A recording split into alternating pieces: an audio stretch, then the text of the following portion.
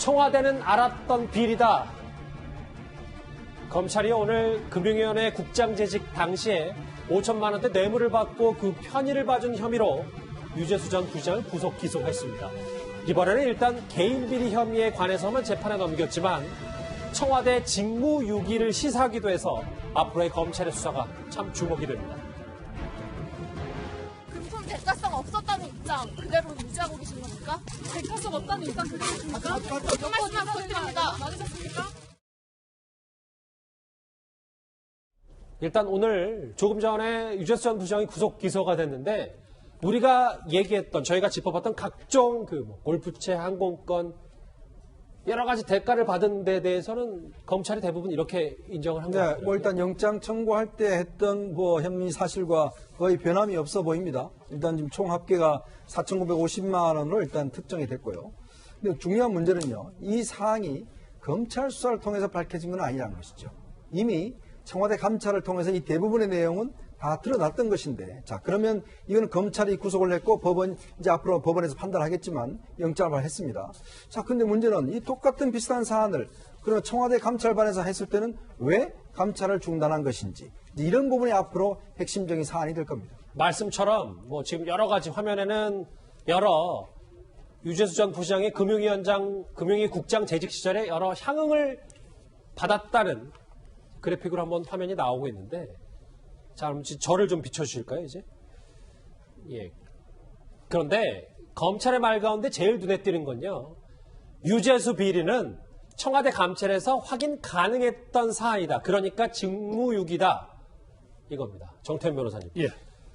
그러니까 청와대에서 미리 이런 비위 상당 부분을 밝혀냈고 또 밝혀낼 수 있는 건 더 밝혀낼 수 있었다. 이런 부분이. 그거 굉장히 중요한 포인트죠. 왜 그런가 하면 작년 12월에 조국 장관이 국회 운영에 나와서 뭐라 그랬는가 하면, 우리가 감찰해 보니까 비위촉구 자체 근거도 약하고 그냥 개인적인 거에 불과해서 금융위에 그냥 통제했다. 이렇게 얘기를 했거든요. 그런데 사실 그 당시 감찰 결과 유재수 전 부시장이 이러이러한 비리가 있다는 상당 부분 파악이 됐다고 한다면 조국 전 장관에게는 이건 완전히 거짓말이거든요. 그래서 결국 이 점에 대해서 백원호 민정비서관과 금융위 전 부위원장, 현재 기재부 1차관이죠.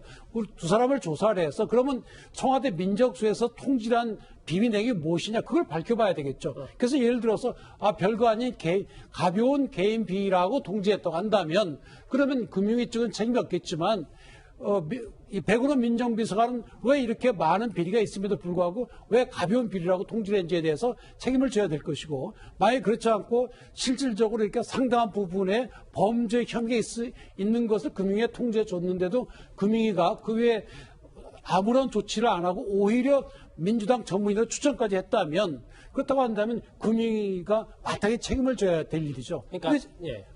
그러니까 좀 더 짚어보면 검찰의 주 입장은 청와대가 정말 할 수 있는, 정말 손쉽게 비위 사실을 알아낼 수 있는데도 너무 가볍게 덮었다. 이 부분이 확실히 직무유기다. 검찰은 이렇게 판단합니다. 그렇죠. 직무 감찰에 임하는 사람으로서는 자격에 주어진 모든 권한을 동원해서 그 사람이 어떤 비위가 있는지 밝혀낼 의무가 있는 거거든요. 그런데 지금 본인이 감찰을 더 이상 거부해서 중단했다는 이런 거는 전혀 이해가 안 되는 거고요. 또 그 당시 이미 그 당시 참여했던 특감반원들의 휴대폰이라든지 이런 데서 상당한 자료들이 나오고 있거든요. 그럼 거기에 대해서 조국 전 민정수석께서 해명을 하셔야 될 걸로 보입니다. 자, 유재수 전 부시장 기소가 확실시되던 어제, 저희가 어제도 전해드렸습니다만 백원우 당시 민정비서관이 감찰 무마 의혹에 대해서 해명을 내놨었습니다. 감찰 무마가 아니며 당사자가 감찰을 동의하지 않아서 더 진행할 수 없었다는 겁니다. 이에 대해서 오늘 김태우 전 특감반원이 반박에 나섰습니다.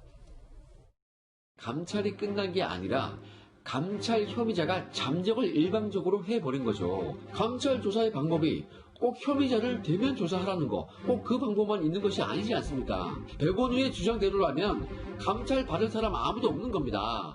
그리고 백원우가 아니고 박형철 반부패 비서관이 그 금융위에다가 공문으로서 홍보를 하는 것이 맞죠. 우리가 이 유재수를 감찰해 보니까 비위가 확인되었으니까 중앙징계위원회를 상대로 중징계를 회부하는 것이 적절한 것으로 판단이 됩니다. 이렇게 통보하는 것이 맞는 거죠.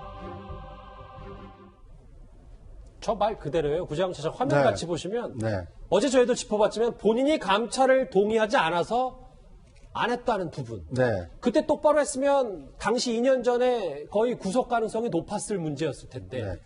저것은 그냥 그 얘기만 들어보면 국민들이 상식적으로 납득을 하지 않을까요? 그러니까 감찰을 당하는 사람이 감찰을 거부했다고 해서 동의하지 않았다고 해서 감찰을 못했다라고 하는 민정비서관의 얘기를 고지고대로 들을 국민이 이렇게 많지 않을 것 같고요. 만약에 그 감찰을 거부했다라면 그 수사를 할 수 있는 수사기관으로 이첩을 하거나 아니면 해당 기관에 통보를 해서 이제 그 징계위를 열어서 이 징계 절차를 밟도록 하는 것이 이게 통례인데, 그런데 유독 유재수 전 부시장의 경우에만 감찰을 한참 진행하다가 그것이 중간에 없던 일로 덮어진 거거든요. 누가 어떤 이유로 감찰을 무마시켰는지 뭐 이것에 대해서 이 검찰의 어떤 수사에 초점이 좀 맞춰져야 되지 않나 하는 생각이 듭니다. 감찰 무마가 아니라 뭐 감찰 불능 아니었냐 뭐라는 얘기까지 나오고 있으니까요. 조국 전 장관도 조만간 이 문제를 가지고 소환 조사될 방침입니다. 자, 유재수 감찰 무마 건 오늘 구속 기소된 얘기까지 전해봤고 이제 관련해서 댓글들 한 번씩 만나보겠습니다. 외교안보 소식, 북한 대변인은 참 좋아하겠다라는 얘기. 방위비 터무니없이 올라가는 거 반대하는 게 뭐가 문제냐? 오늘 이 퍼포먼스에 대해서 긍정적인 얘기를 혹은 주거침입 죄만 법적인 위법 여부만 따지면 되지라는 의견도 있고요. 예. 해리스 대사는 인권이 없는 건가? 라는 조국 전 장관을 겨냥한 얘기도 있습니다. 벌써 송철호 당시 변호사는 시장이 된 듯 행동했다는 지적도 있고요. 마지막인가요? 이 나라 운명이 윤석열 총장에게 달려있다. 그래서 여러 가지 해석이 나올 수 있는 마지막 댓글까지 한번 같이 만나봤습니다. 자, 지금까지는 청와대 하명수사 의혹과 감찰 무마건에 대해서 하나하나 짚어봤고요. 정치권으로 한번 넘어가 보겠습니다.